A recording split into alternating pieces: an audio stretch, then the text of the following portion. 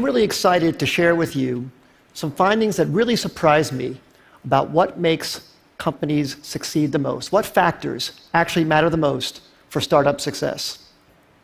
I believe that the startup organization is one of the greatest forms to make the world a better place. If you take a group of people with the right equity incentives and organize them in a startup, you can unlock human potential in a way never before possible. You get them to achieve unbelievable things.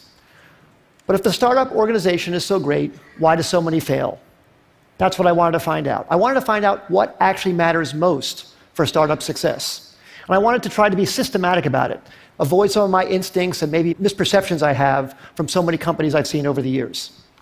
I wanted to know this because I've been starting businesses since I was 12 years old, when I sold candy at the bus stop in junior high school, to high school when I made solar energy devices, to college when I made loudspeakers, and when I graduated from college, started software companies.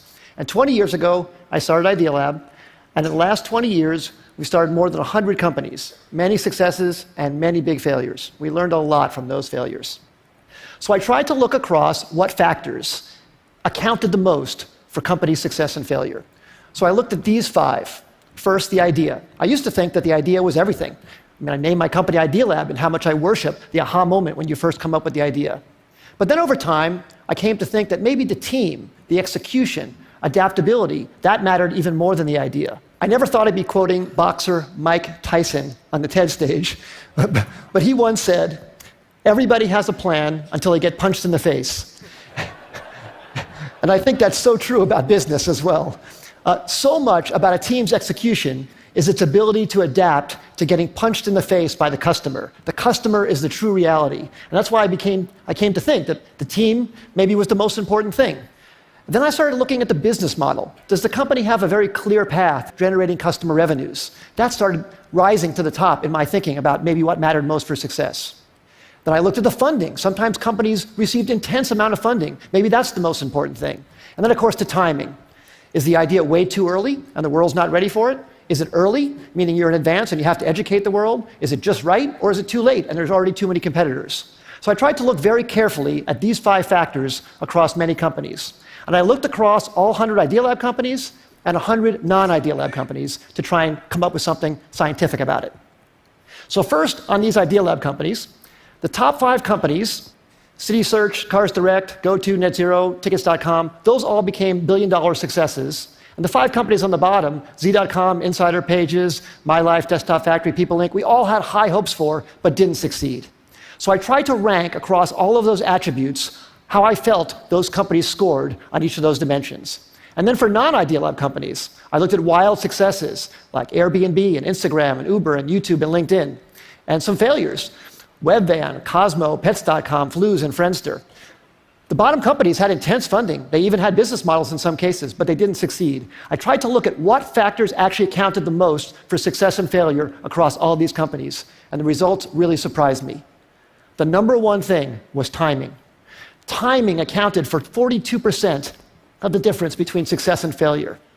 Team and execution came in second, and the idea, the differentiability of the idea, the uniqueness idea, that actually came in third. Now, this isn't absolutely definitive. It's not to say that the idea isn't important. But it very much surprised me that the idea wasn't the most important thing. Sometimes it mattered more when it was actually timed. The last 2, business model and funding, made sense to me, actually. I think business model makes sense to be that low because you can start out without a business model and then add one later if your customers are demanding what you're creating. And funding, I think, as well. If you're underfunded at first, but you're gaining traction, especially in today's age, it's very, very easy to get intense funding. So now let me give you some specific examples about each of these. So take a wild success like Airbnb, everybody knows about. Well, that company was famously passed on by many smart investors because people thought, no one's going to rent out a space in their home to a stranger. Well, of course, people proved that wrong.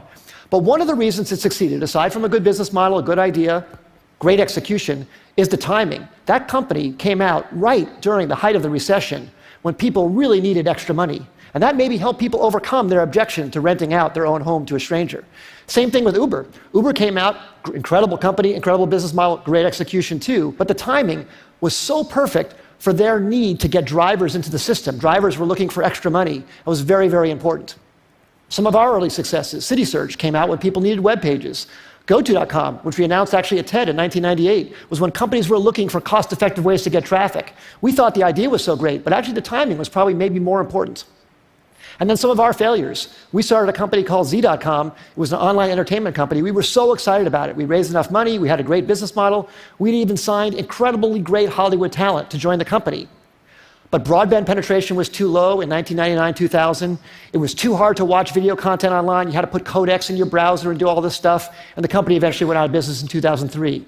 Just 2 years later, when the codec problem was solved by Adobe Flash, and when broadband penetration crossed 50% in America, YouTube was perfectly timed. Great idea, but unbelievable timing. And in fact, YouTube didn't even have a business model when it first started. It wasn't even it was certain that that would work out. But that was beautifully, beautifully timed. So what I would say in summary is execution definitely matters a lot. The idea matters a lot, but timing might matter even more. And the best way to really assess timing is to really look whether consumers are really ready for what you have to offer them, and to be really, really honest about it, not be in denial about any results that you see. Because if you have something you love, you want to push it forward, but you have to be very, very honest about that factor on timing. As I said earlier, I think startups can change the world and make the world a better place. I hope some of these insights can maybe help you have a slightly higher success ratio and thus make something great come to the world that wouldn't have happened otherwise. Thank you very much. It's been a great audience.